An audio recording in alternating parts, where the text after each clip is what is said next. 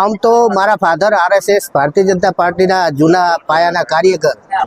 અમે સાંજે ભૂલા પડેલા સવારે ઘરે પરત ફર્યા છીએ, પણ અમારે બેન અને અમારા જીજાજી બંને અલગ અલગ પક્ષોમાં હતા. એ અમને અનુકૂળ નહોતું અને ભારતીય જનતા પાર્ટીનો જે વિકાસ છે દેશનો, રાજ્યનો, માનનીય અધ્યક્ષ સાહેબ શ્રી ગુજરાત વિધાનસભા અને અહીંયા દેવજીભાઈ ડૉક્ટર રાજુભાઈ ઠક્કર અને અમારા નગરપાલિકાના પ્રમુખ ભાવનાબેન જોશી, એમના વિકાસને, જે સિટીનો વિકાસ છે, તાલુકાની વિધાનસભાનો વિકાસ છે, એને અનુરૂપ થઈ અને અમે આજે ભારતીય જનતા પાર્ટીમાં પરત ફર્યા છીએ. સાંજના ભૂલા પડેલા સવારે અમે પરત ફર્યા છીએ. મૂળ મારા ફાધર હરેશભાઈ શાસ્ત્રી સ્વર્ગસ્થ મૂળ ભારતીય જનતા પાર્ટીના પાયાના કાર્યકર હતા. કેશુવાની સરકારમાં જિલ્લા ગ્રામ વિકાસ એજન્સીની અંદર ગોકુળ ગ્રામ યોજનાના કન્વીનર પણ રહી ચૂક્યા છે. આરએસએસ અને વીએચપીની અંદર ઘણું બધું કામ કર્યું છે.